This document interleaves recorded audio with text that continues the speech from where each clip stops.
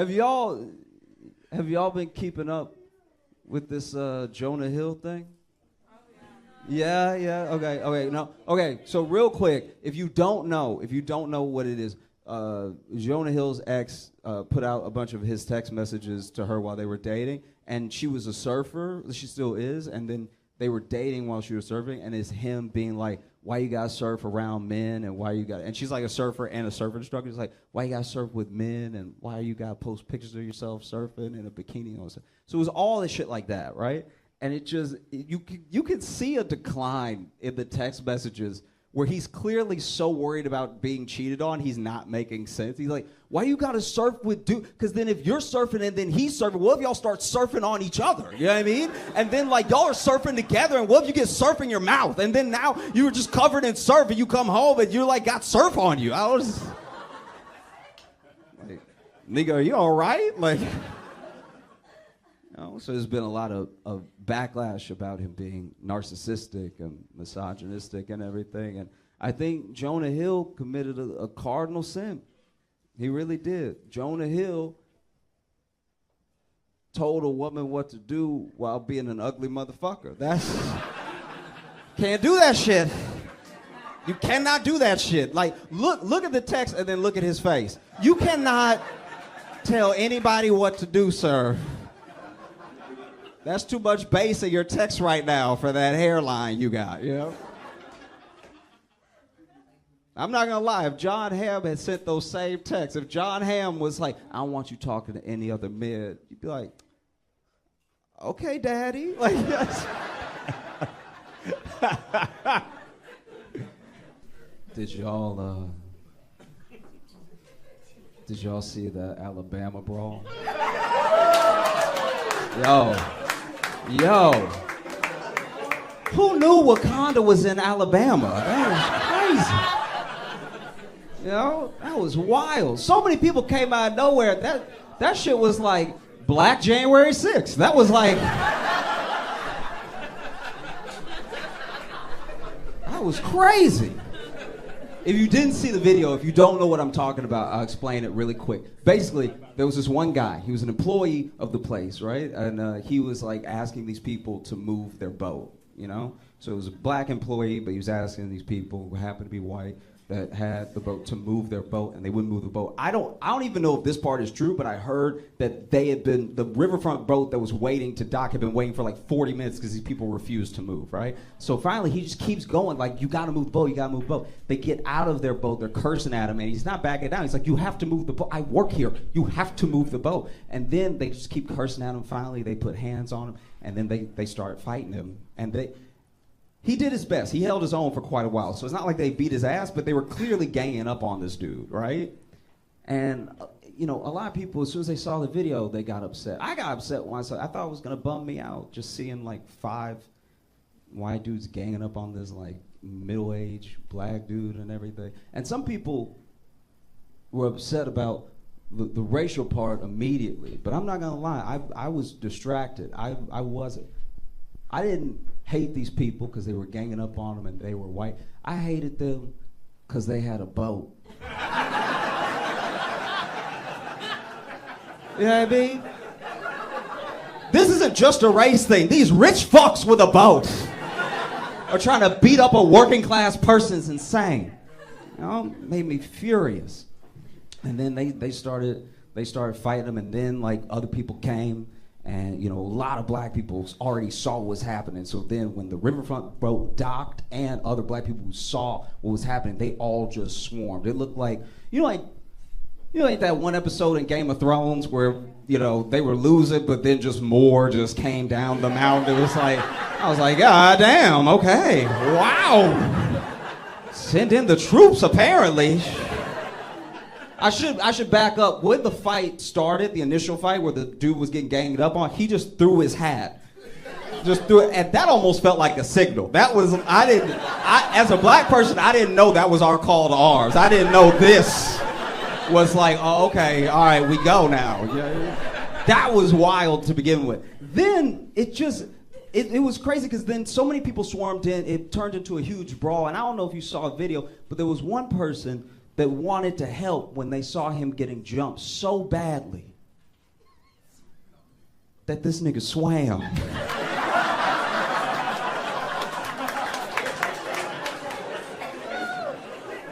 Jumped in the water. From the camera angle, we don't know where he came from. I'd like to think he came from Africa. I'd like to think he started swimming 6 weeks ago in preparation. Because look, if you know, the history of black people swimming, especially in the South, you know that we're not known for it. You know what I mean? And so I'm not gonna critique his swimming because I was just happy to see another black dude swim. That's just, every one of us swimming is a W, okay? But I do have to comment because he wasn't swimming normal. Did you see him swim? He wasn't swimming regular. This was not regular swimming, right? This man wasn't swimming to the fight. This man was punching the water till he got there. I knew he was gonna whoop ass when he got out of the water because he was...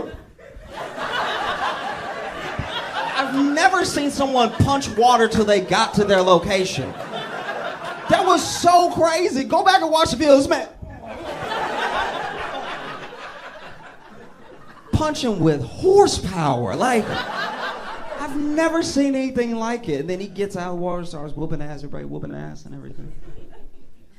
So you know that those white people, when it started fighting, then started more fighting, you know they were relieved when the cops got there, but they must have been conflicted because half the cops were black. Like that's a situation where even when the cops arrive, you're like, ooh, whose side are you on? Because I was kind of doing a thing before you got here.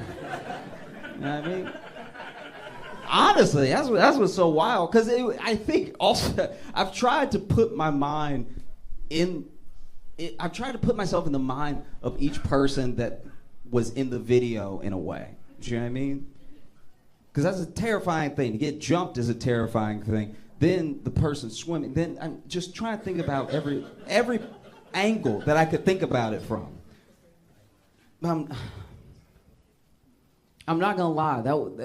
That must have been a huge surprise because you out here ganging up on this one dude with your buddies, and then before you know it, there's just like 50 black people. That's Listen, I'm telling you right now, let's say y'all just blinked, and when you opened your eyes, there were 50 black people behind me. I'm not even saying you'd be scared, but you'd be surprised.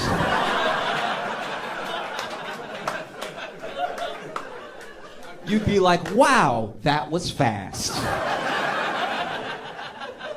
That's all you'd say. You know?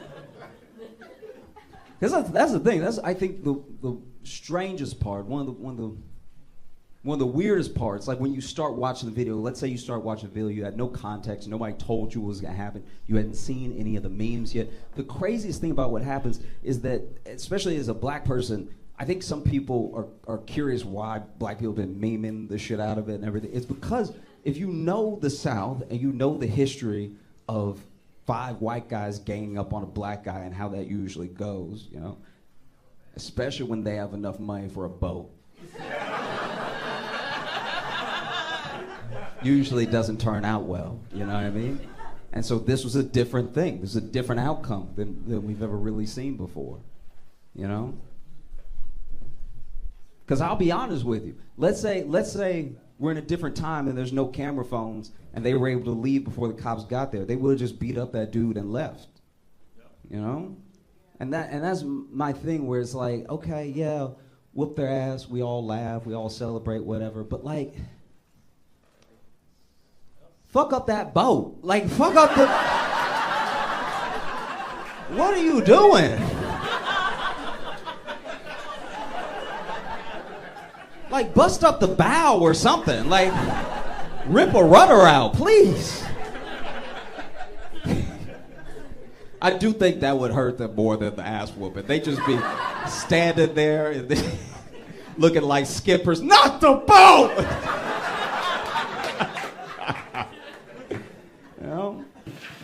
You know what's actually crazy? I thought about this weekend. You know what I've never done at all in my life? And I had to really think about it. Never once in my life have I Googled Jada Pinkett Smith.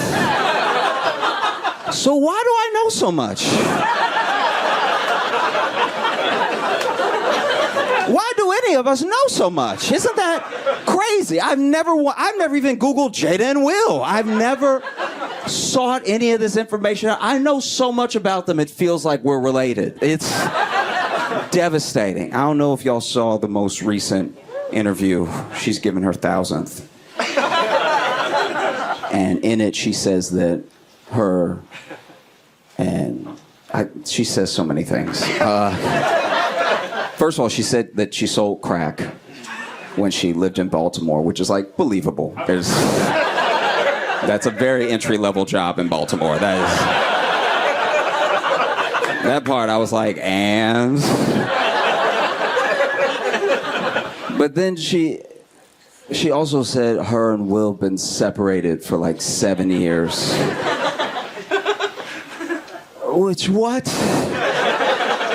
She also said that Tupac is her soulmate. It's like she's going out of her way to hurt Will's feelings now. This is really insane. Tupac is your soulmate. You've been married for decades. My soulmate's a guy from the 90s. And the more I think about it, and the more I listen to Jada talk, the more that I'm convinced that Tupac died to get away from her. Like, I feel like...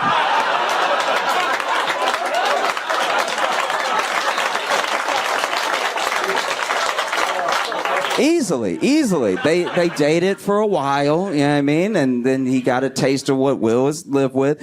And then he was in Vegas, and he got into it with some dudes on some gang shit and stuff like that. And they shot at him, and he thought about what life would be like with Jada. And so he just leaned into the bullet. She said they haven't been together. Her and Will have not been together since 2016. Which does make the slap more confusing now. That's right, because like that, they haven't lived together since 2016. Now it feels less like you were defending your wife and more like you just wanted to hit Chris Rock. Like, turn that man to a tambourine for no reason. That's insane. It really is. Like, what? Not even defending your wife at this point. You were defending your neighbor, I guess. Haven't lived together since 2016. It also makes the entanglement more confusing now. Watching Will and Jada is just like the Black Inception. You know what I mean? It's just a nightmare and a nightmare and a nightmare. There's twists that nobody asked for. What? Entanglement. Because then, this is my thing. If they weren't together, why'd they have that whole talk acting like they were together? It made them look worse. Why did they do that? It made her look like a cheater and him look like a cuck, but then they weren't together. So what's the big deal now? I mean, the big deal is that she fucked her son's friend, which is... A lot of people don't know that. That was Jaden's friend. So Jaden over there waiting for play dates and stuff. Ain't nobody showing up like it's a Brazzers video.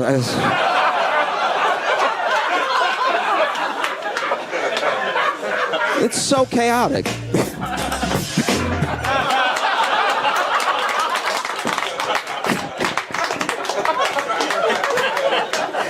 No, it's just very chaotic. And look, I want to be fair for a second. I do want to be fair. Everyone comes for Jada and everybody shits on Jada so hard. And I get it. It's easy because she won't stop talking. But like, some of this is on Will. We can all agree about some of this is genuinely on Will. People blame Jada for the slap.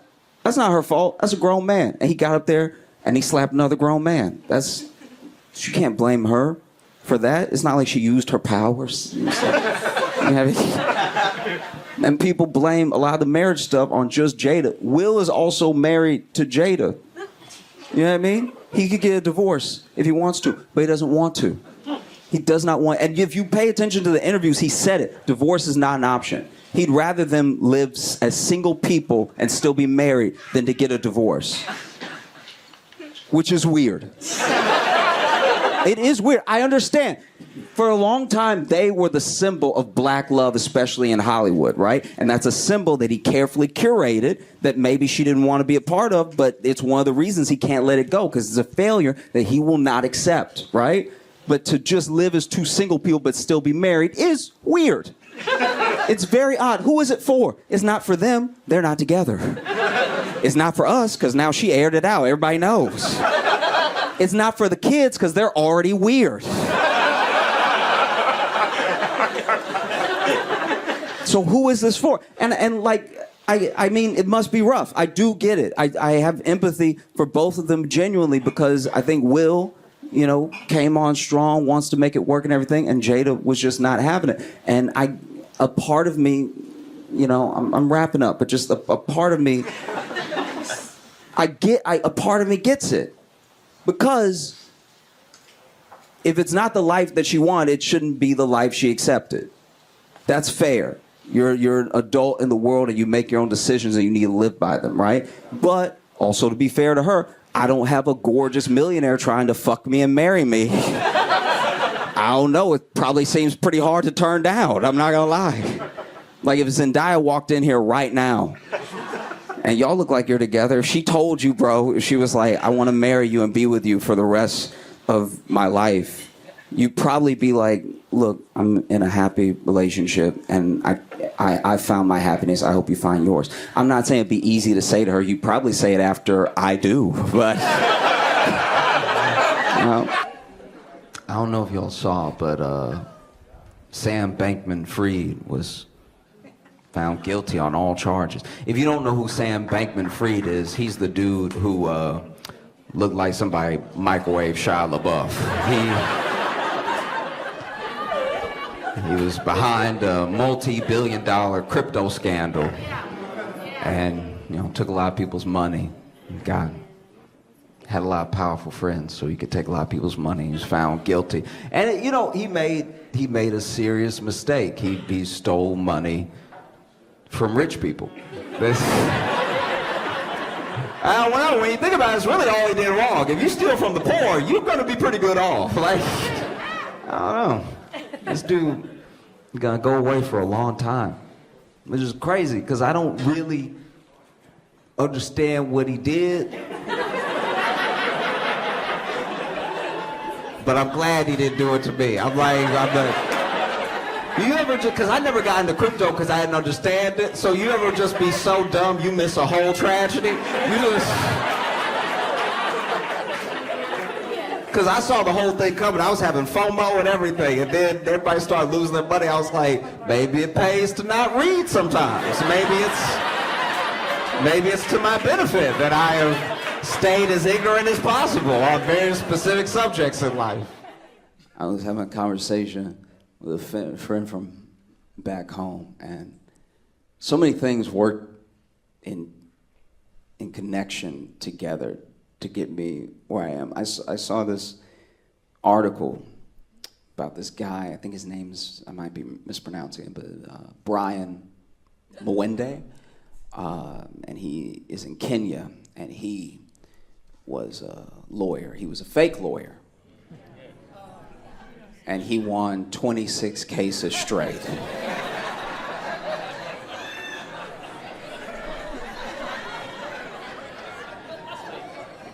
26 cases straight, one after the other. WWWW. And then they finally caught him.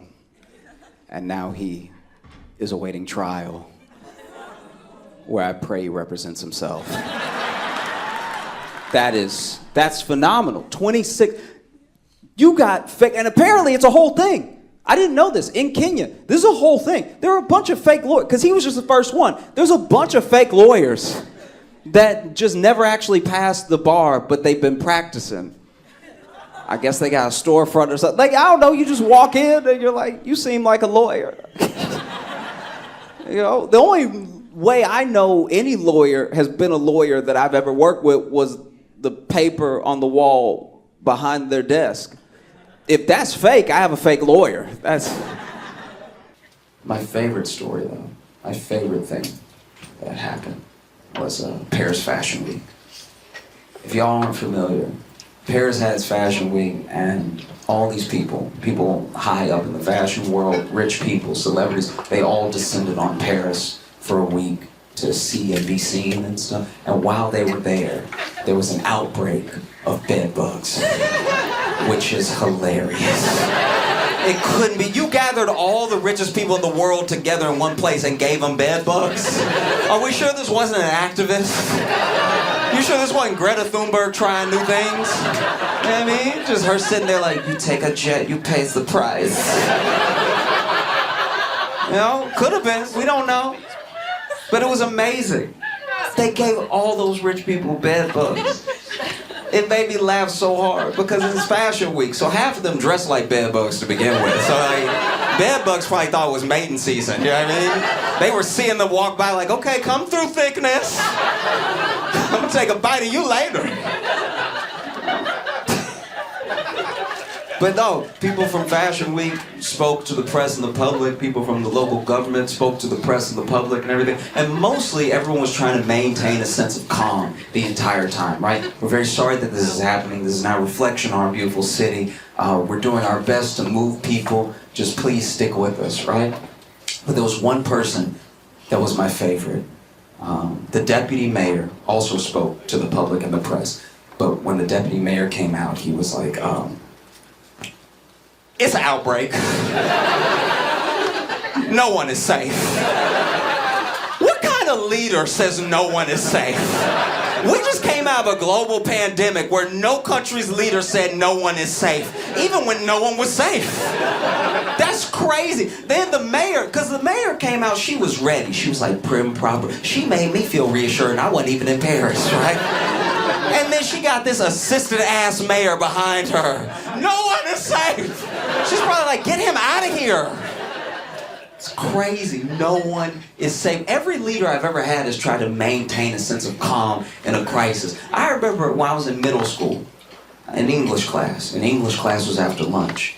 And I'd seen this kid at lunch, and he had a nasty-ass lunch. I don't know what it was, but as soon as I saw it, I was like, he gonna be sick. That is disgusting. And so then I sat as far away from him as I could, corner of the classroom. And then middle of class, sure enough, his stomach started bubbling. And we all hear it. He's just over here taking notes like...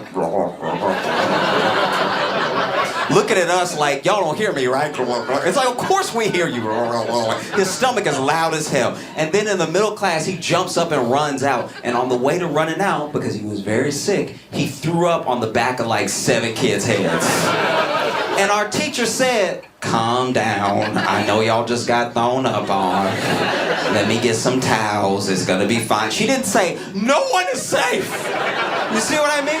I worked at an Italian restaurant that burned down, right? It burned down, and even as the head chef was trying to put the flames out on his back, no one yelled, no one is safe. We just tried to put this man out. Actually, one of my favorite things about when that happened was, okay, so the chef is on fire, right? Like, and then the line cook ran out to the dining hall where everybody else was, and then just yelled to the whole dining hall, we on fire, motherfuckers!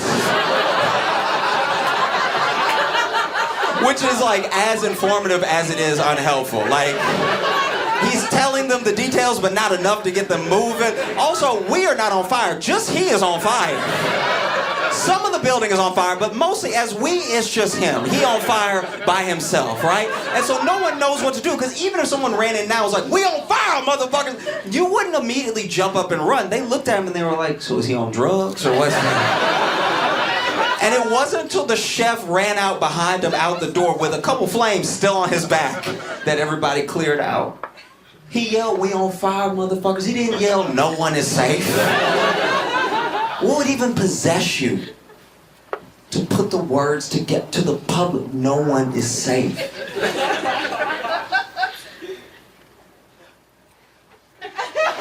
Like, when I think about it, now that I think about it, I think that was that deputy mayor low-key admitting he had bed bugs. That's what it was. It had to be no one is safe. That means I'm not safe. That's no one is safe. I wish there was video. There's no video of it happening. But you can tell that this is the case because anytime one of our leaders has to speak to us, they're calm because it's not their problem. That's what's happening. I grew up in Louisiana.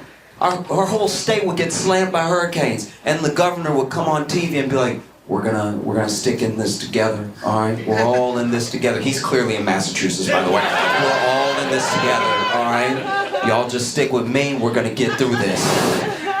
You know what I mean? I think that dude freaked out because it was his problem. It's hard to stay calm when you're in the middle of something, you know? I wish there was video. There's no video. I wish he would just come out, because you know he yelled it.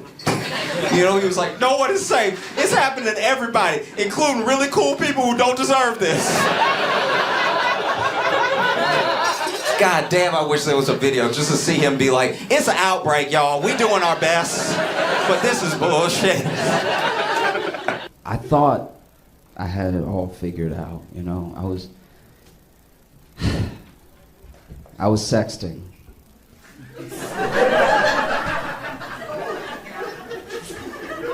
And sexting's a very precarious situation. You want to make sure you're sexting at the right time, you know? Because if it's like 8 o'clock, you still got other people texting you, you know? You don't want to accidentally send a text that's incoming to somebody because you opened the thing. You know what I mean?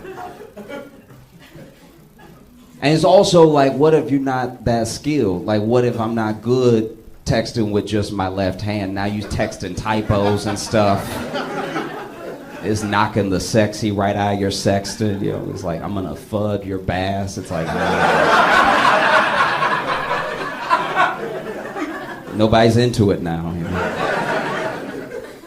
So I had an idea. I was like, this is what I'm gonna do. And I didn't talk to anybody about it. I had never heard of anybody doing this, but in my mind, it was the best thing to do. I was like, I'm just gonna speak to text. So that way, I don't gotta worry about the other hand and everything, and I can just like get in the zone and stuff. I don't have to worry about other people texting me and everything. And it went horribly wrong. Because I wasn't at home. I was at my childhood home. So I was in my room, but it wasn't my house, you know?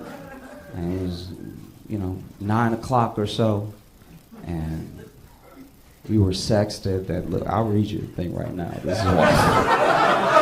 Okay. All right.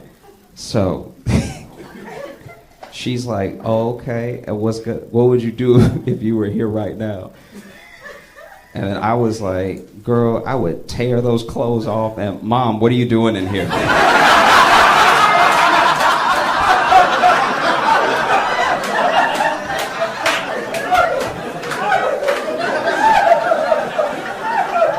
Mom, I had the door closed. You can't just open the door. I was just coming to see if you wanted dinner.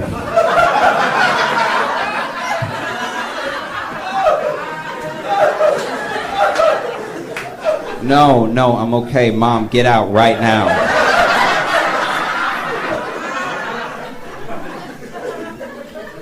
Boy, how you gonna tell me to get out somewhere in my house?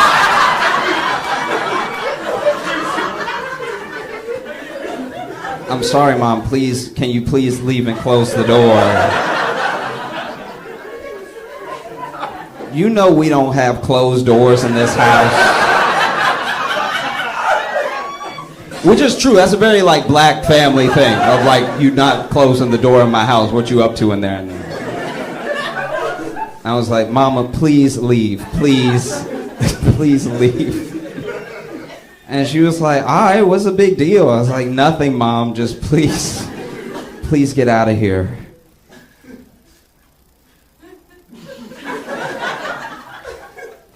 So anyway, girl, I would say...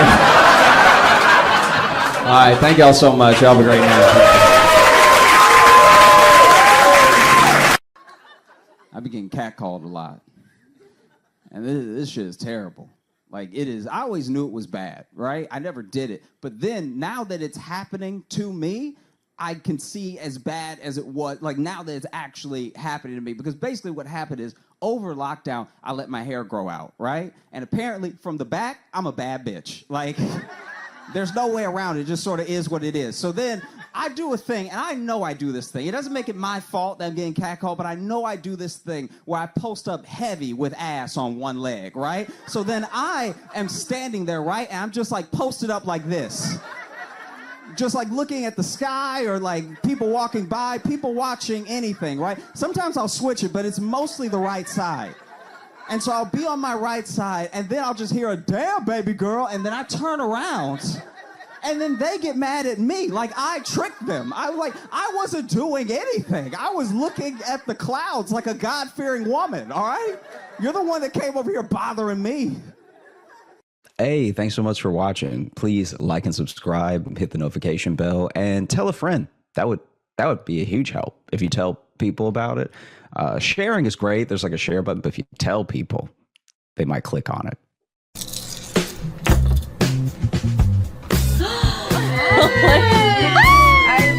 There's a portrait of Josh where it looks like he's about to do slam poetry. I have a fidget ring. You can spin it. The JJ patches. We got anime Josh here. Flower crown Josh here. We have a pen. Magnet hoodie. Ow. We love the Flowers tour.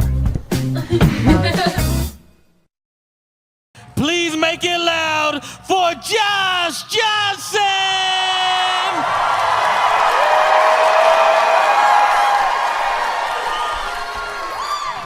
Man, okay. I've been excited to come to Rochester, and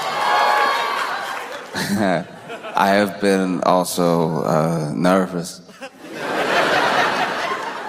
I mean, I cannot tell if y'all have a mountain lion or not.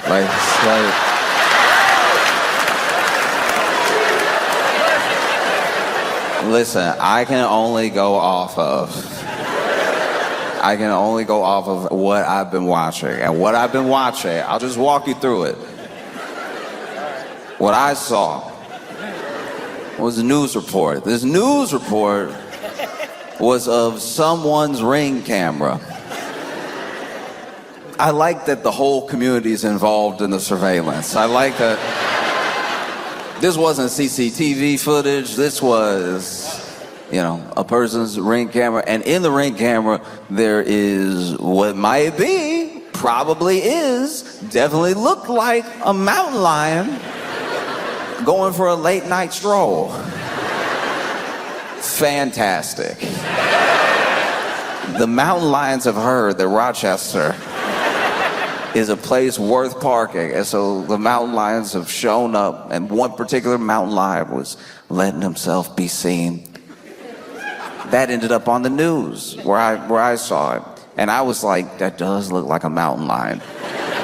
But then the internet being the internet, there were plenty of people that were like, mountain lion, that's a cougar.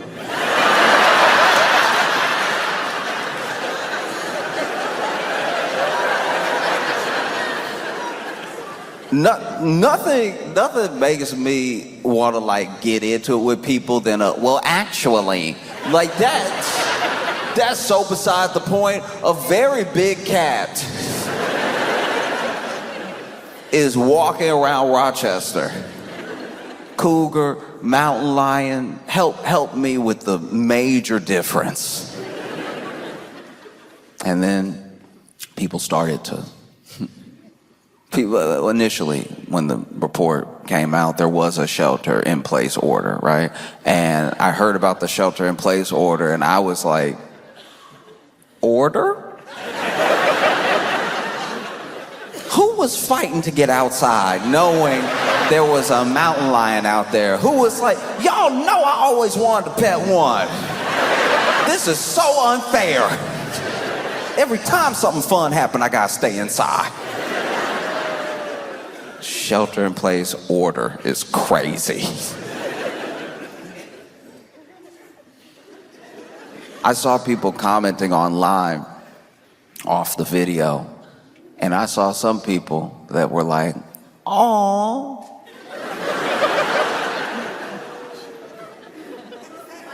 Please tell me you understand that if that awe is taken to a mountain lion, that will be the last noise you make.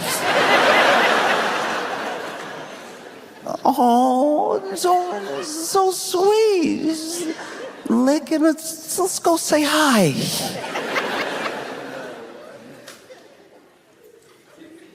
Oh. Oh. Wow, okay.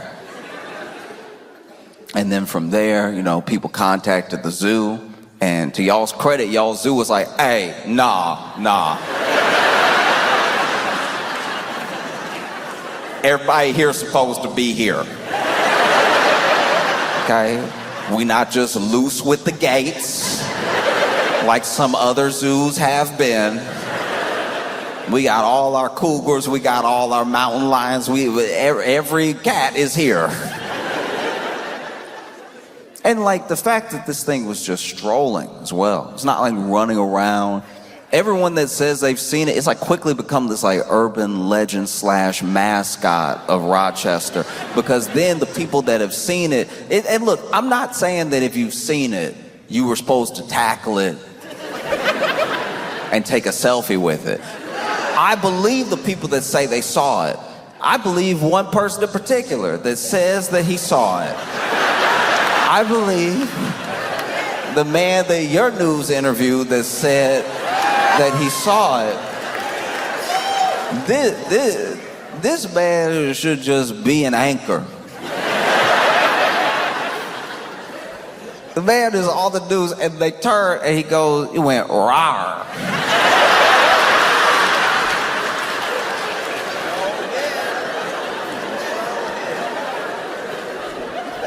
And I was like, go on. So far, this is very believable. He's like, it went rawr, and I was like, ooh, I'm good. No, none of that. No. I like how that's how you get away from wild animals. It's like, because admittedly, look, I'll tell you, as a black person, that's exactly what's happening. If you see a wild animal out in the not wild, you start conversing with it like somebody you owe a lot of money. Hey, look, no, hey, listen, no, look, no, please, no, no, bruh, no, thank you, no, please. Look, nah, later maybe, but no, not today. Oh, Lord help me, oh. This man gives this interview, he says he saw it raw, and then he was like, no, I'm not messing with you, no, thank you, no, I'm out of here, no, I don't mess with lions, tigers, bears, good policy. These are good things to keep in mind.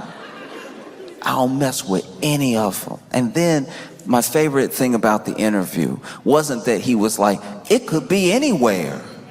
It could be in those bushes, as this man looked up.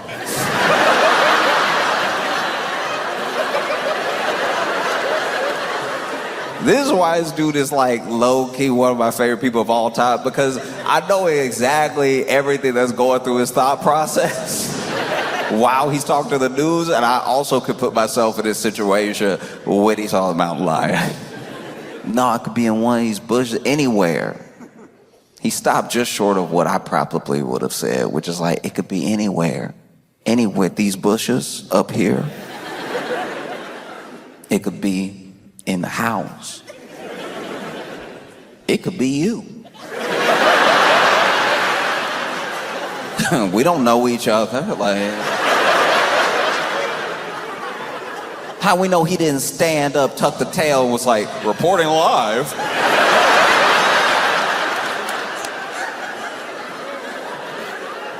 Matter of fact, roll up your sleeves. Let me see how furry you are.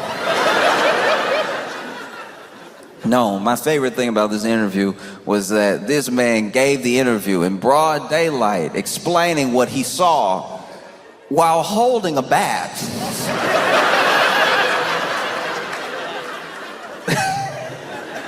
It's like, that's why I keep it with me right now. That's why I got it on me. And I'm like, yes, but no. No, that's why sometimes I don't like the movies that Hollywood makes that, they put scenes out there that wouldn't go the way that we've imagined. You put Idris Elba in one movie with a line, and now people think they could fend off a mountain lion with not a thick bat. That was that bat looked like Pee-wee grade. That was not a slugger. He was like, no, if it come near me, if it comes anything, no. And then y'all did not help the situation. Because then you started posting AI of y'all with the mountain lion. This woman said she heard a row and she looked and he was in the bakery, and I'm like, I'm believing it I'm believing it till I see the picture. I'm over here being like, man, this woman chill. This woman a straight gangster. She's not just a baker. It was in her store. And they showed the picture. I was like, y'all gotta stop playing. This is supposed to be the news. I was sitting there getting mad. I was like, all right, some of these clearly look fake, but a couple of them don't. Look, you can either post an AI image or you can interview the person. Don't do both. That's disrespectful to my man who's probably still carrying a bat right now. You're all over here scared him, making him think the mountain lion everywhere.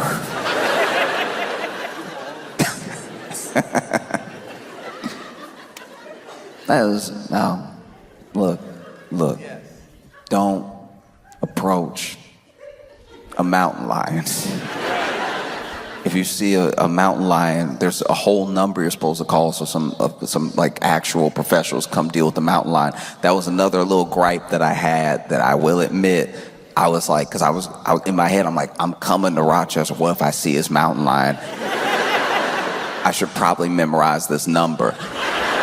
And instead of being in any way catchy, in any way memorable, this number isn't 1-800-SIGHTING. That would be too many numbers, I understand. But this number is just 1-375-2280. It was just such a regular number. I was like, no one will remember that.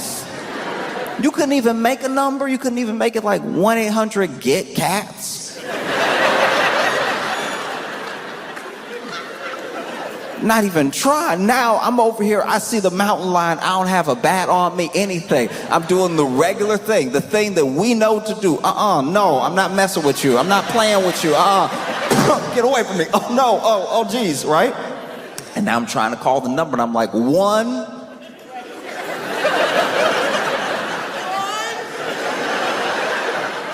Now I'm over here, somebody knows the number. That's insane. That's too earnest. Don't. That's we. Imagine though, because this is my thing. This is just my thinking. If I saw the mountain lion, right, and it was over here, not just minding its ring camera business, not just going about his day. Maybe I saw the mountain lion. The mountain was like, "Hey, city ain't big enough for the both of us." I'm not gonna lie, just for the sake of brevity, I would probably call 911. But the idea that there's a whole extra set of numbers to call if you see the mountain lion makes me wonder that if you call 911, they'll be like, a mountain lion? You called the wrong 911. Look, I'll give you the number, call, write it down. You can't transfer me? No, we 3 numbers, they're 10 numbers. You just can't transfer like that. It doesn't work like that. Yeah, I'm just praying I have a good time in Rochester. I don't see a mountain lion in the very high bushes y'all have. Y'all have been busy since I've been gone. Y'all have had a string, multiple robberies, See, I haven't even specified yet, and y'all have had a string of robberies of the mail. I was reading about it. Mail carriers are getting robbed, and that's just... I like an unboxing as much as the next person, but like that's truly insane. It's mail. It's more likely you stealing bills. Imagine. Oh, would have been great if somebody had robbed my house when I only had bills in it, you know? I can't even imagine what that would be like for the mail carrier, because it'd be different if you're like a Brinks truck. It'd be different if you went to wherever, because they go everywhere, and they do these shipments from different places and stuff. It would be different if you went to, like, you know, some grocery store. They had to do their deposit. You show up with the truck. They always have like 2 of them there. And I used to think that was for security, but the worse the economy gets, I'm like, nah, that's so somebody doesn't quit on the job. That's so somebody doesn't just drive off with the truck. There's at least one other person there to keep you accountable. But they'll have the person who's like loading up the truck or loading something in from the place that they're picking up from, and then they'll have one person just sort of standing there, looking at everybody. I used to work at a grocery store. This exact thing would happen. Like, they would come with the truck, and there would be somebody that looked at everybody like a suspect. You would have grapes in hand, and he'd be like, what's up, though? Like, you trying to... It's like, oh, I'm trying to, check out, get rung up. It's like, okay, all right. Likely story, but okay.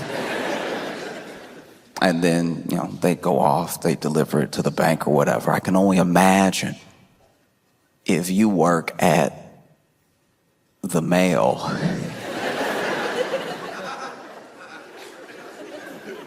And somebody roll up on you. Maybe they have a gun, maybe they don't. And they're like, hey, come up out of everything. I don't even think you'd be trying to be brave. I think out of genuine confusion, you'd be like, the mail? Yeah, everything you got. It's like, I can tell you right now, because of the route that I'm on, none of these about to be checks. You know what I mean? Because it's not even like they're robbing the mail carrier of like the best neighborhood. You just robbing the mail in hopes. It would be different if this was like the 1800s. It would, because back in the day when they robbed trains, those trains did bring like mail with them. And a lot of that mail was like, from bank to bank, or somebody sending something to someone that was precious. You had these great train robberies and everything. Now, you'd be sorely disappointed if you were to hop on an Amtrak. You're like, okay, everybody, this is a robbery. It's like, all right, first of all, let me tell you right now, every single car in that Amtrak, bathroom destroyed. So already, you get on the Amtrak, you'll be like, all right, everybody, this is a...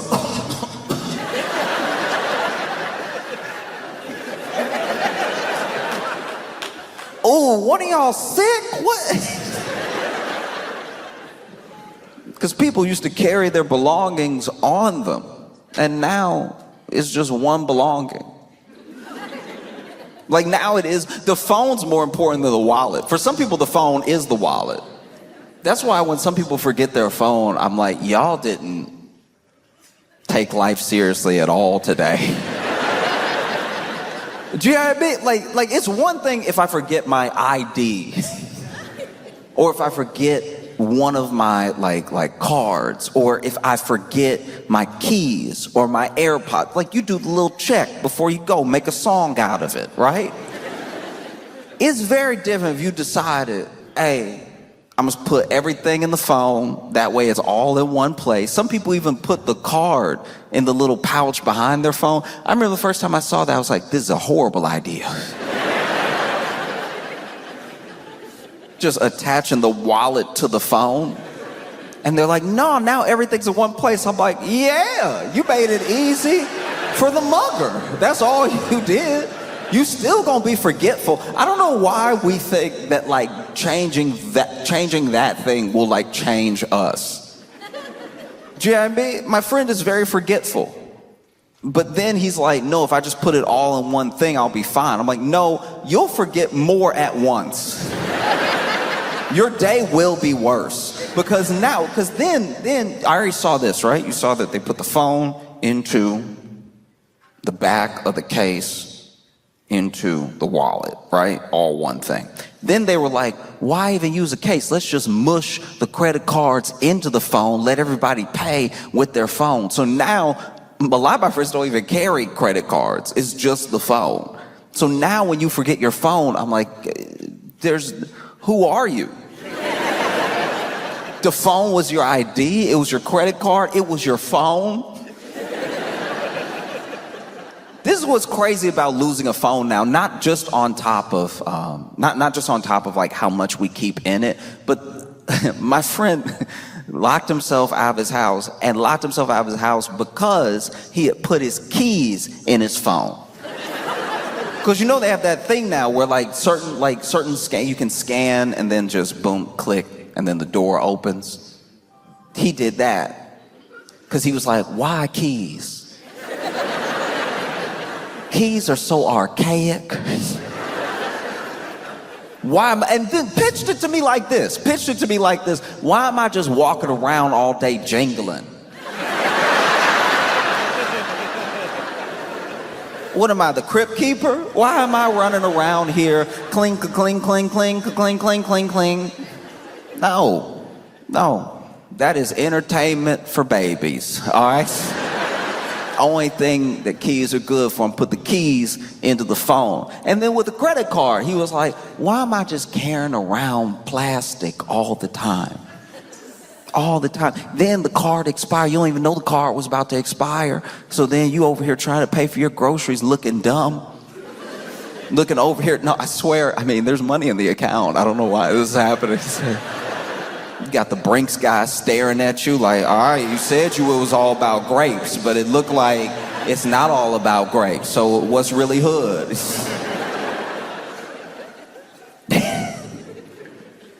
Now I put the card in my phone. I put the keys in my phone. I got everything all the time. And I'm like, all right, but what happens when you don't have the phone? Because you're telling me all this as like the reason to put everything inside of one thing. But now you're locked out. You're locked out of your apartment and you're sitting in my apartment.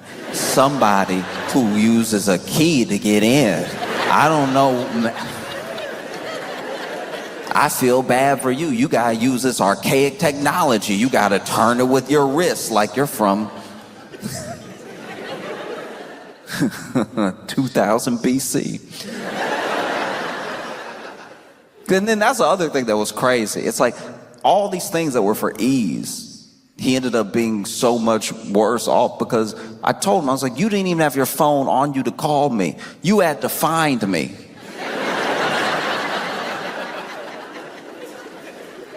Do you realize how much crazier that is? If you had kept it all separate, if you had diversified your belongings, and then realized, ooh, I forgot my phone. Let me use my key to walk back into my apartment and maybe send an email to a friend or let someone know I'm gonna be late, right? Or if I had, forgot my key, I now have a card and a phone to either call someone else who has the key or just go to, where we keep our spare key. You can go where you keep your spare key. Because you keep a spare key, right? You keep one physical copy, right? You keep one physical key and then you keep your phone key because one of those keys isn't dumb.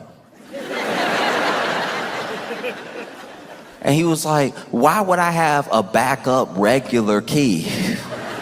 just so somebody can find that key, break into my place, and steal all my belongings. I'm like, it sounds like you have one belonging. It sounds like... I'm waiting for when they do that. I'm waiting for when Apple is like, no, put the couch in the phone. Just trying to get you to sit on your phone to be comfortable. And then when your phone cracks, it's like, oops, maybe that was a bad idea, but you will need a new phone. You know, we're doing all this stuff and it's just doing too much. Doing too much and doing too much. And then you get to the place where you don't even know why you're doing what you're doing. You get to the place where you're robbing the mail.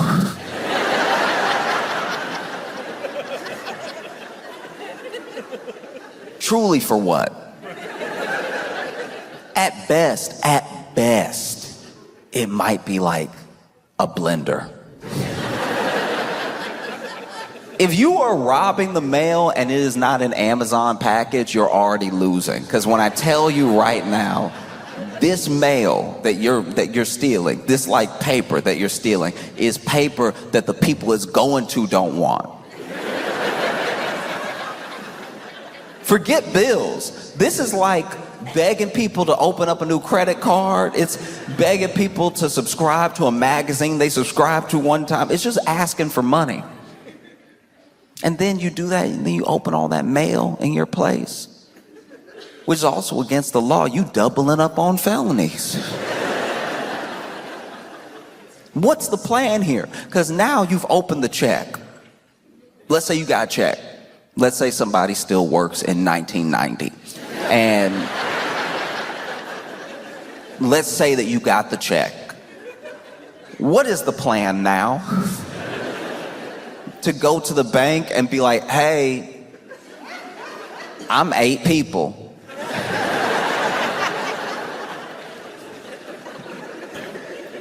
No. But who knows? Maybe the banks in Rochester just cash whatever y'all bring. I have no idea. Maybe this makes sense.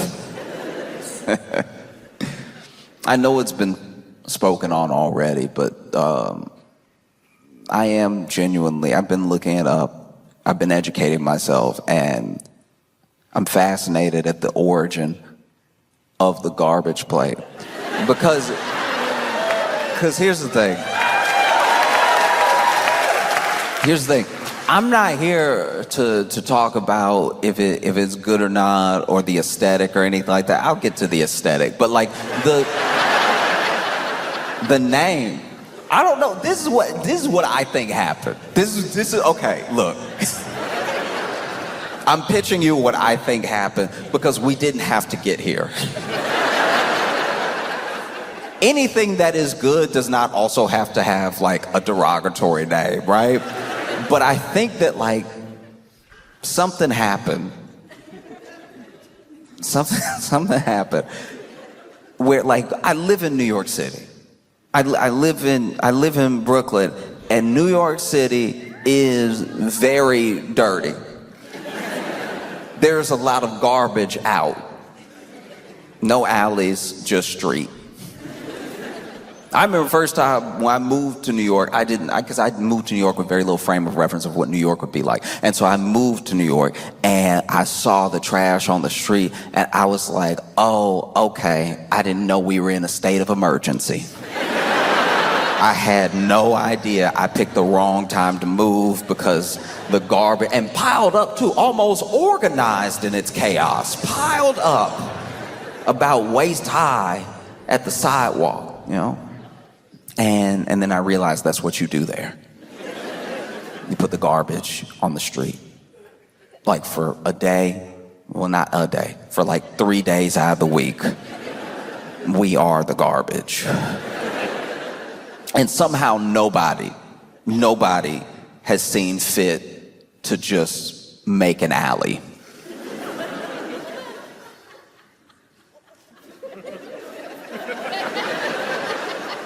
Isn't this one of the oldest cities in America? At any point in time, somebody could have been like, look, we're gonna have to like eminent domain this one brownstone so that everybody doesn't have to live like the apocalypse happened 5 months ago.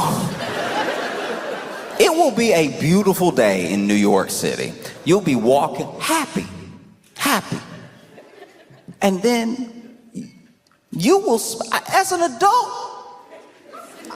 I thought I smelled all the smells.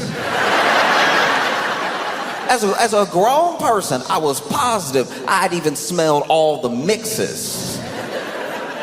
And sometimes you'll be walking in New York City, and it will be a beautiful day. It'll be a picturesque day. It'll be one of those days that they direct movies with the scene that you're seeing. It's almost like God's cinematography. When you look around New York City, the sun is coming up. There's that golden hour. Everything's shining off. The building's just perfect. Maybe you walking and you walk with somebody you love. You holding hands and everything. And then you even go to say, I love you, right? You go to express, because you get swept up in this moment, this beautiful, beautiful moment that somehow you can only experience in New York City. Plenty of places are beautiful, but this moment can only happen in New York City. And you go to say, I love you, but that means you open your mouth.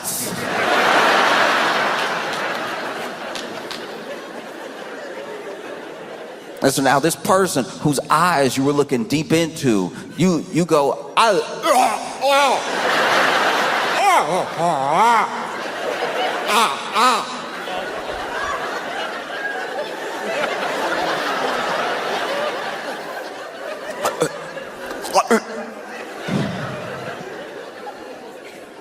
You can't even describe it.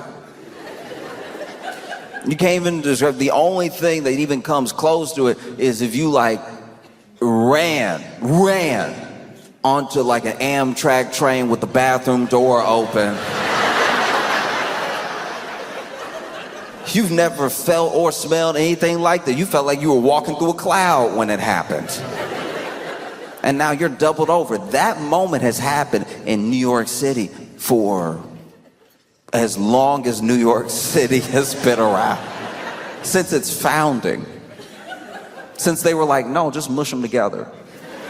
No, everybody want to live here, mush them together.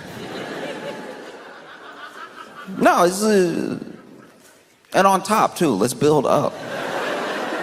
No, it means more trash, but it means more people to, pay more taxes for us to still not have figured this out.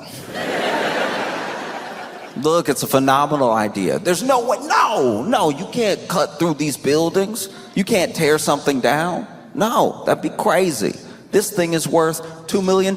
This piece of property that nobody wants, that no one will ever want, is also worth $2 million. No, we can't make it an alley. That would be useful. And so, I think maybe somebody saw that entire situation. And they were in Rochester and they were eating at one of their favorite places, and they were like, that looks exactly like what's in front of me right now. I've seen it, and I feel like there were other names. Because there were other words available, you know what I mean? This is how I'll put it. It would be like if I baked a cake, right?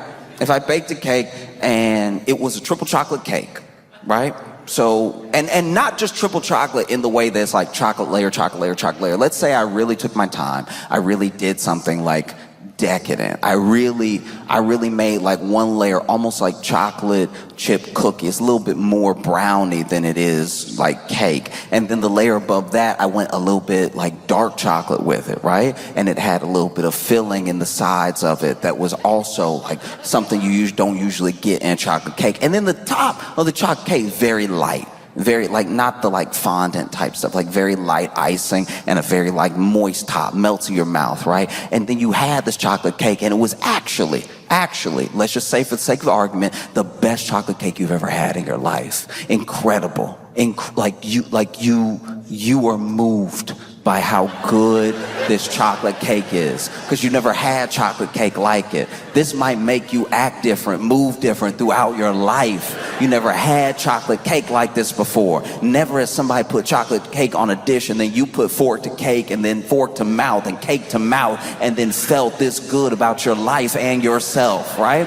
It's never happened before. And so then you ask because now there's a different person. You're a different person when you had the cake, before you had the cake, and after you had the cake, right? You're about to move through the world with more love, knowing that there's cakes like this to be had. You're about to spread the good word of this cake, because more people should have this cake, more people should feel this happiness, right? And you take a break from chewing, from everything, to ask me, what kind of cake is this? And instead of saying triple chocolate cake, instead of listing the ingredients, you ask me what type of cake it is, and I say, Dookie.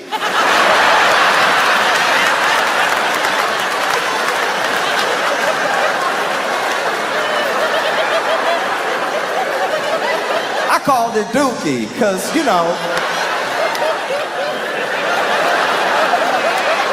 No, because when you look at the plate, you know what I mean? No, it looked like Dookie, so I called it Dookie. That makes it more enticing, doesn't it? Have another slice of Dookie. That's when I garbage plates.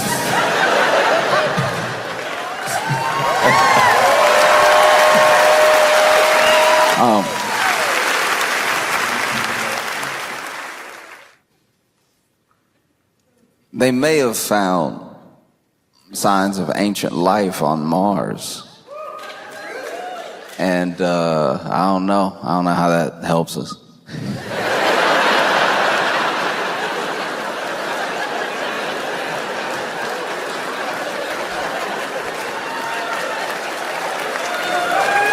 That's y'all did it. You know what I mean? Ancient life on Mars. Not current life. To my understanding, they have found signs that somebody used to be there. Okay. All right. Imagine somebody coming and being like, this place used to be cool.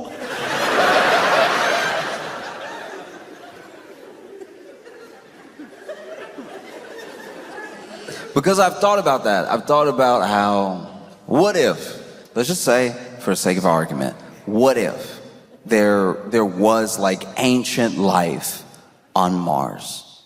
And like ancient beings, we're not talking about like little microbes or anything like that, like intelligent beings. Like obviously we would call them aliens and everything because they're over there, we're over here. But like they lived on Mars. And then even though they're intelligent beings, they didn't always act in a way that was intelligent.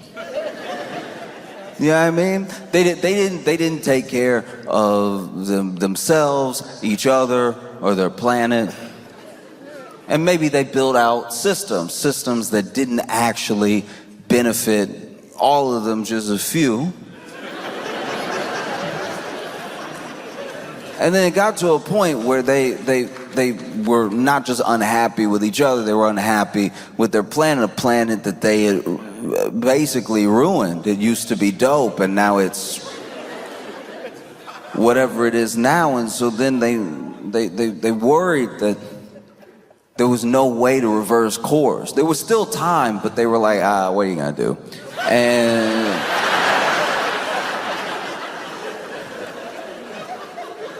And so then over time, remember, this is ancient. Remember how long the universe has been around. They looked around and they were, in some ways, very intelligent. Maybe intelligent enough to find another place to live. And maybe they find a place, and maybe it's called Earth. And maybe they went to Earth and they, been on Earth for so long, they forgot where they came from, but being intelligent beings, they made all the same mistakes all over again. And so then there comes this day where they look around and not really happy with themselves or each other. or their planet, and rather than hopefully not wrecking it or themselves, they're like, what if we went to Mars?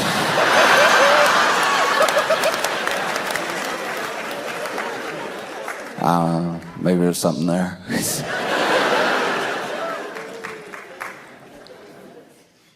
Because I do think that,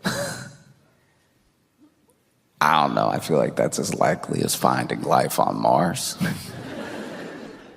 Because that is where we're at for the most part. There's a lack of belief in the idea that you can still build community, or the idea that people can still see each other as people. That's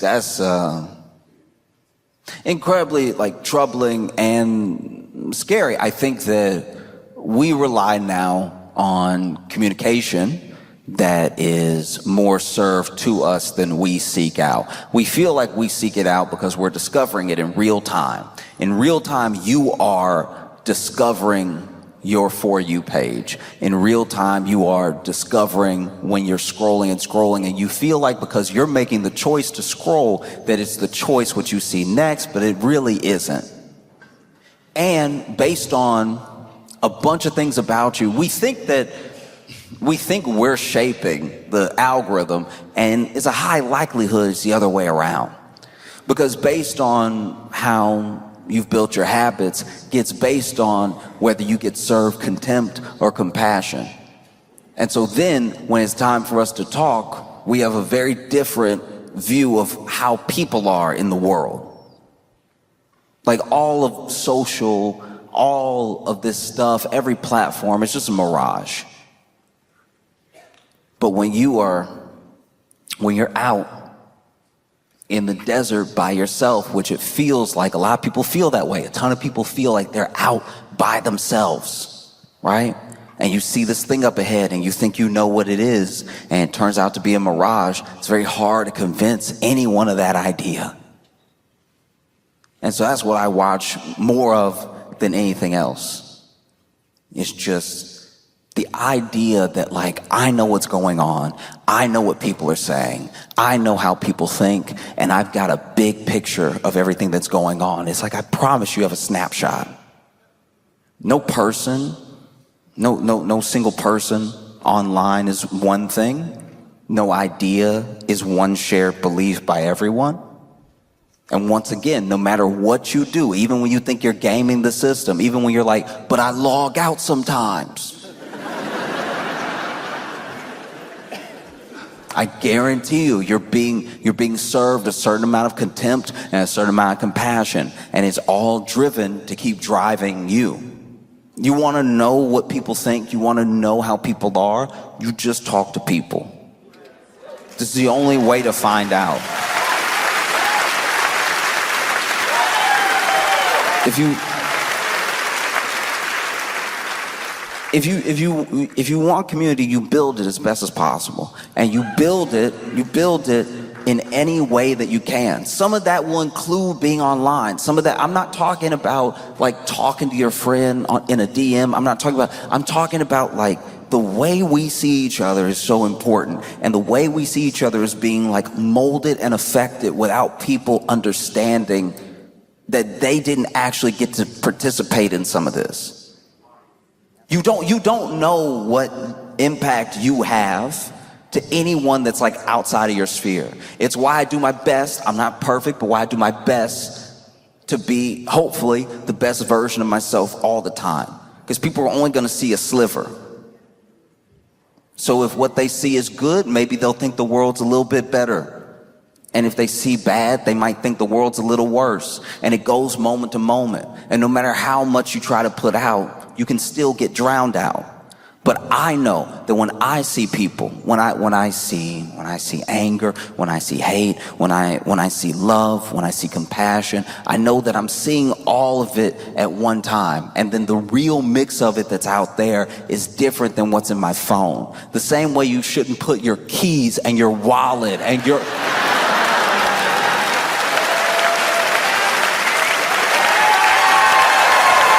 Do you know what I mean? The same way that if you put everything in the phone and then you lose sight of what you're up to, you're lost. It's the same way that you cannot just trust that what you're seeing and what people are saying, and these people as well, these people, whoever these people are. Because that's the other thing about opinions online. It's the other thing about people online. We didn't vote for like a king or queen of online.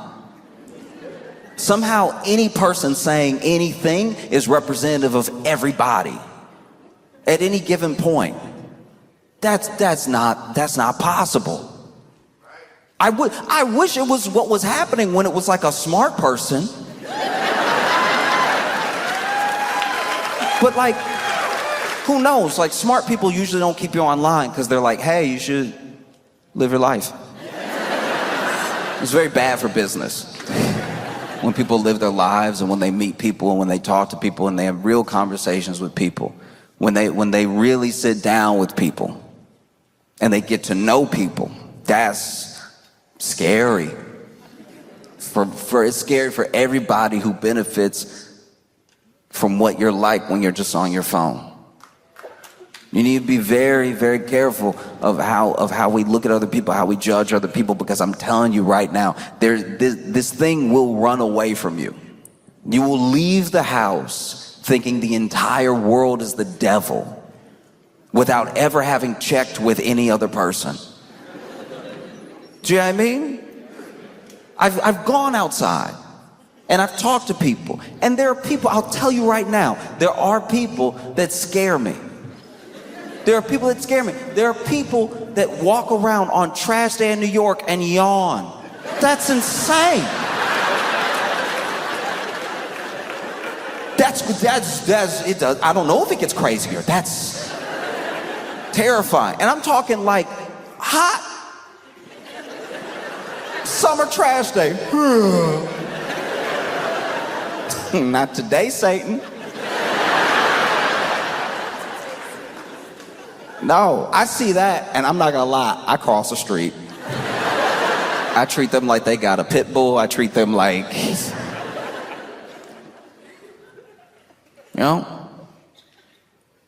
Well, yeah. Like I don't know. And sometimes you want to throw your hands up and just say, none of it's worth it or anything. And I don't know. I just don't believe that. There are some things that happening and your response, what you put out into the world, it is coming back. It may not feel that way. And maybe you're a kid and you're impulsive and somebody makes you angry online, so you get real nasty with everybody all day, and you don't even think about like the ripple effect that thing has. But like, people take online, obviously is not real, but people take real things off of it, you know. And I've talked about this before. I'm never stop talking about it, because I genuinely believe it from the bottom of my heart that the bravest thing you ever do. I remember I read this and it stuck with me, and I hope it sticks with me for the entirety of my life, because this is how people make money. This is how people control you. This is how people mess with your mind. This is how people turn you against other people. The bravest thing that you will ever do in your entire life is accept that there's nothing wrong with you. Nothing intrinsically wrong with you. There's nothing that is like that needs to be bought to fix you. There's nothing that you need to, and that is not to say that everyone is a perfect person. I'm not saying people don't need to work on themselves. I'm saying that like you are not beyond the measure of like the love and care that a person should receive, right? And then the second scariest thing you'll ever do in your life, and like some people can't do it. Some people live and die. They get buried without ever doing it. The other scariest thing you'll ever do in your entire life, I promise you, is change your mind. And like, I don't think that I personally don't think we're in a place where we're too far gone. These two things can still happen. It takes a second for them to happen. It takes a moment for either one of them to happen. That there is nothing wrong with you. Now, you're not perfect. You make mistakes. There's nothing wrong with you. There's nothing unfixable, unlovable about you. And then there's a world that looks different than the world in your phone or even the world from your experiences. But I promise you, changing your mind will not kill you. But this isn't the world. It's not even your world. It's just what you're being served to keep you on the platform. But I think somewhere along the line, we start to feel like it's a window instead of a TV. Do you know what I mean? It's not a window. There's no way to know what everybody thinks. And there is no like side to reality. So when you're watching something, and when you're watching people react to something, you're seeing a piece of it, but you have to remember what you're being served. Like that's what's happening. Different amounts, compassion, contempt, depends on how you look, depends on where you go. It's worth seeing the full picture for yourself. I think to fail to do that is to start to fail to be as human as you can be. You know, this thing that we have is this incredible tool, but like tools are also weapons. A tool can protect you, and you can use it to hurt other people. Like if you thought a mountain lion was like walking around all the time and you just had a bat with you just in case, it's like not.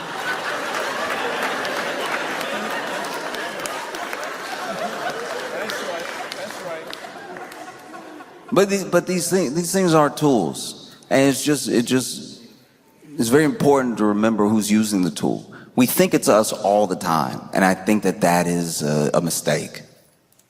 To think that we use it, that it doesn't work the other way around ever. I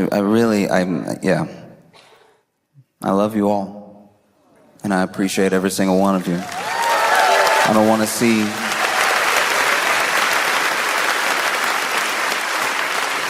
I don't want to see people destroy themselves because they thought that they had a mirror, they thought that they had a window, and they just had a TV. You know?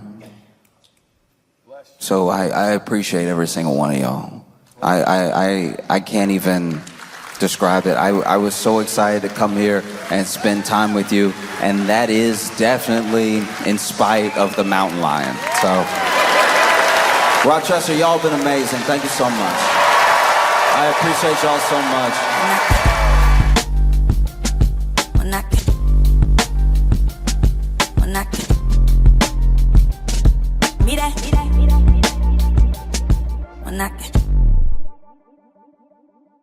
I can't tell the story is hilarious or heartbreaking. I think you'll decide.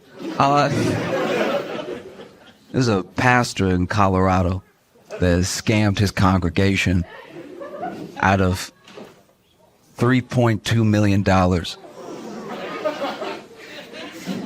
it's a heartwarming story. It was all for crypto. He made a coin.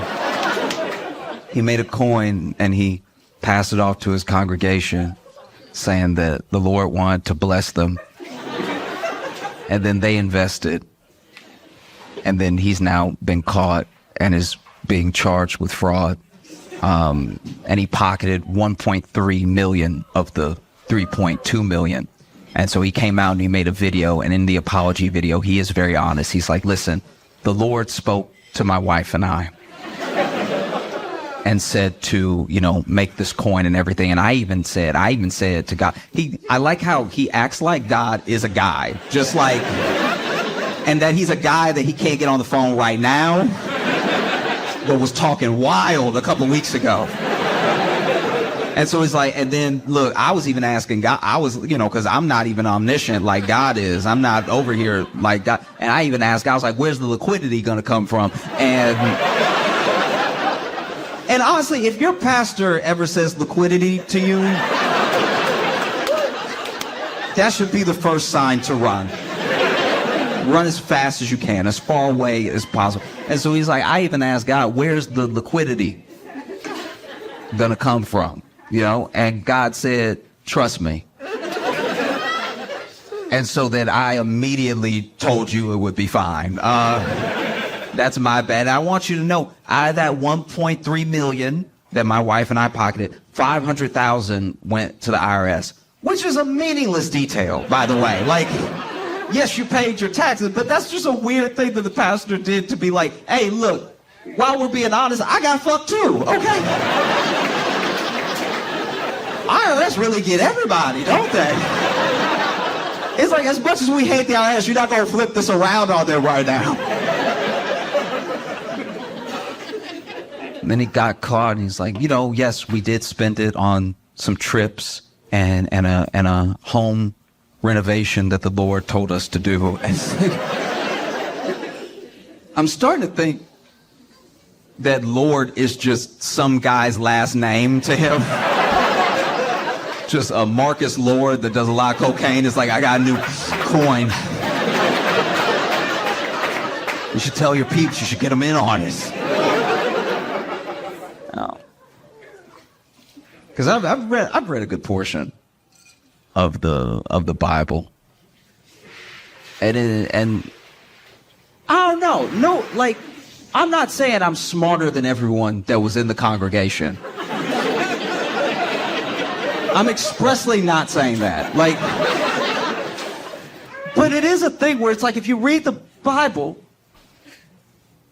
what he's saying will be weird. You know what I mean? Like, if you read the Bible and you have a general understanding of it, when a guy comes to you and he's like, listen, the Lord about them gains, okay? I think it makes it easier for you to be like, oh, I think this guy is full of shit.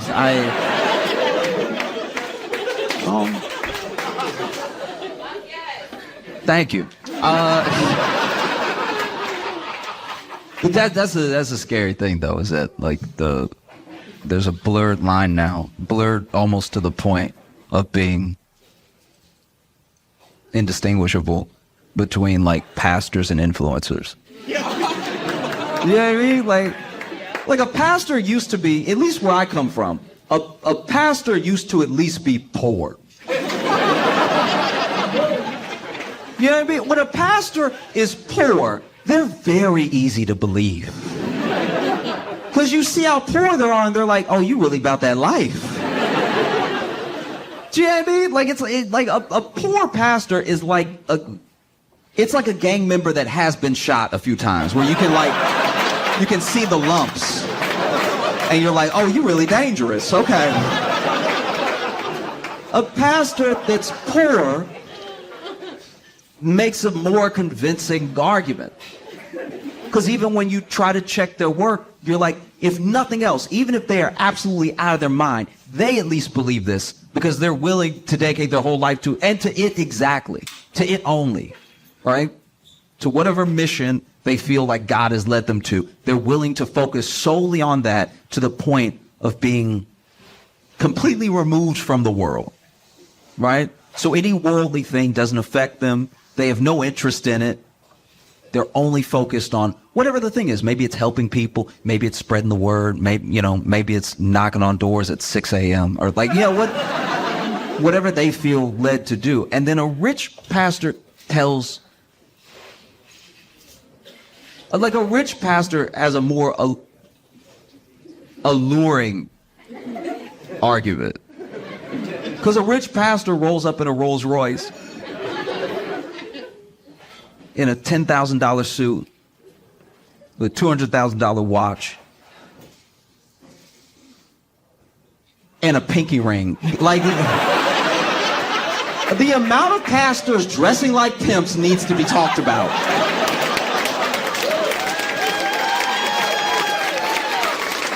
Do you know what I mean?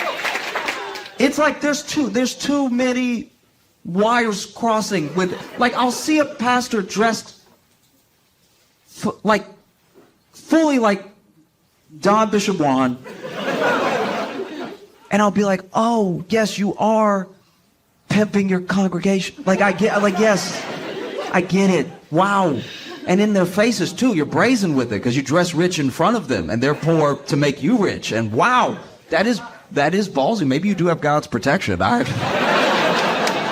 That's crazy that you're going to do that in their face. And then you tell them what you buy.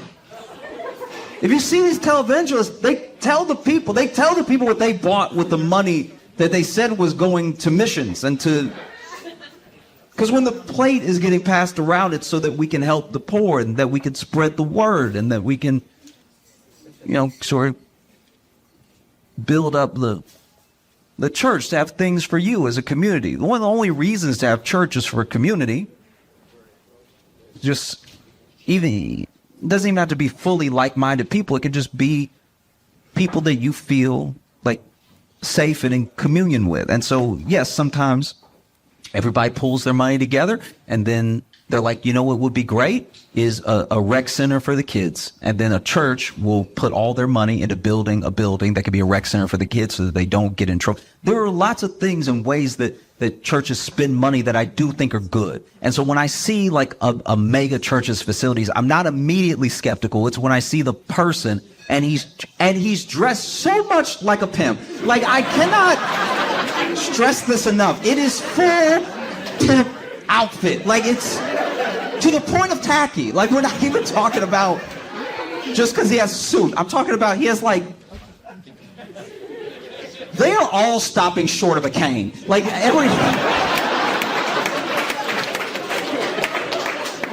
they're millionaires in your face and they're telling you, I have all this stuff because, because God blessed me with this jet.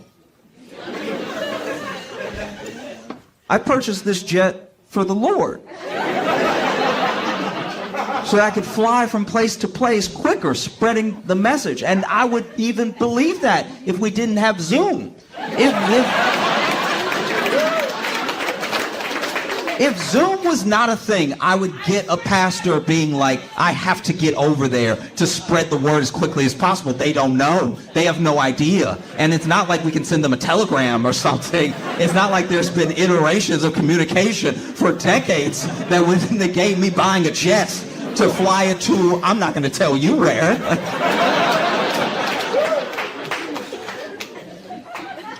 Like, how did we get here? And look, it is probably, it's probably an easy thing to have happen. It is. It's probably, I think that I'm trying to be gracious for a second. I really am. I'm trying to extend an olive branch for a second and just, no, just hear me out. I do think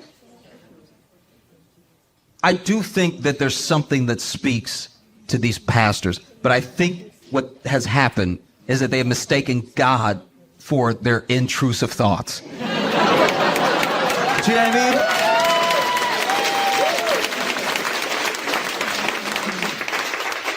Because I don't know all of you, I don't know, exactly what your lives are like. I don't know if you grew up with religious or not, or what religion or anything. I'm just saying, as individuals, every single one of us here, if we were to lead a congregation and we were to pass around a jar or a plate, collection plate, anything like that, and everybody gave something because we made a compelling case that it is your job as a citizen of the world to help people that you may never meet, right? Is your actual duty as a living, breathing, empathetic individual that you have to do something if someone somewhere is hurting. You don't need to know them and you don't need to know why they got there. That's none of your business. It's important to help someone. And then the plate gets passed around and you make such a compelling argument that everybody puts, $1, $5, $10, or like the Bible says, 1/10 of their income to help the poor. And then church is over. Everybody leaves. And then you go to the back office where they have piled up all the money and you do look at it and go, nigga, we rich. I mean, wow. Oh, we really cooking right now. Oh, man, I get the pinky with the soup. Oh. I'm not going to get the cane. That's too much, but oh. Just looking at a pile of money, a pile of envelopes with 1/10 of someone's paycheck in order for them to either spread the word of God or help people that they will never meet, build a well, do something do something so it matters that we were here, right? And then you see the money, and it's stacked pretty high. Because it's a big church. And you look at all that money, and it's hard not to be like, game time? Like,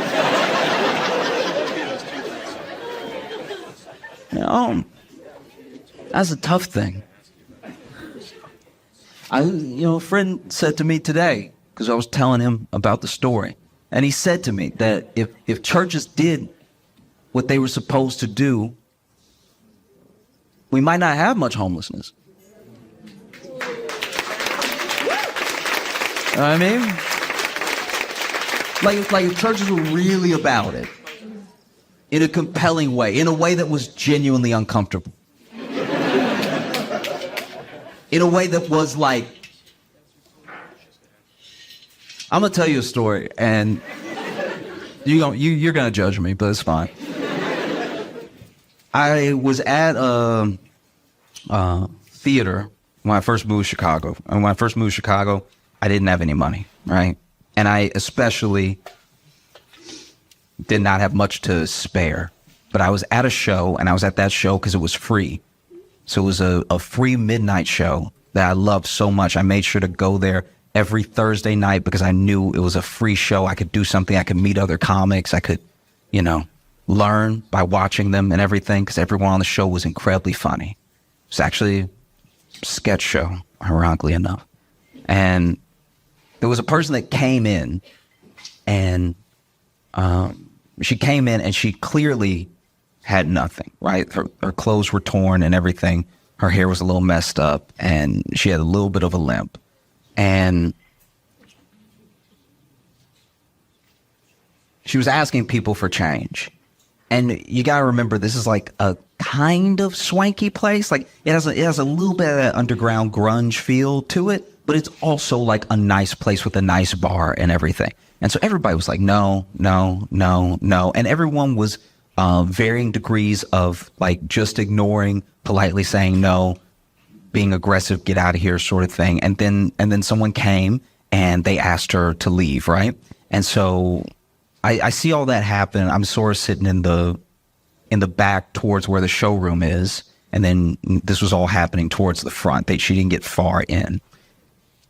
I watch the show, and I'll be honest, I didn't really think about her while I was watching the show. I was thinking about what an incredible show this was, how thankful I was that it was free and everything. And then the show lets out.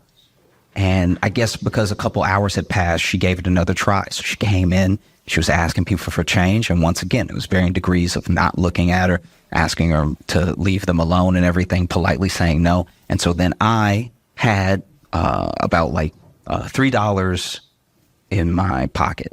And so I saw her the second time, and I felt so bad about how the first time went and that I didn't do anything, that I went ahead and I gave her the $3. And when I gave her the $3, she took it and she looked at me and she said, "Oh, thank you so much." And then she jumped and hugged me tight. And what should have been a sweet moment was mainly just me being like, oh my God, oh my God, oh my God, oh my God, oh my God, oh my God, oh my God, oh my God, oh my God, oh my God, oh, oh, oh, oh.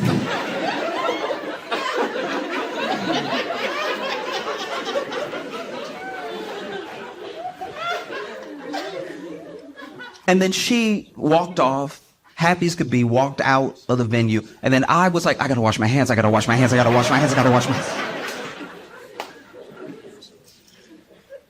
And I think that, I look back at that and I'm not proud of that. I'm not proud of how I reacted or anything, but that does feel like what church should feel like. Like, instead of just being boring, it should be like, oh my God, oh wow, everybody really is welcome. Oh jeez. All right, cool.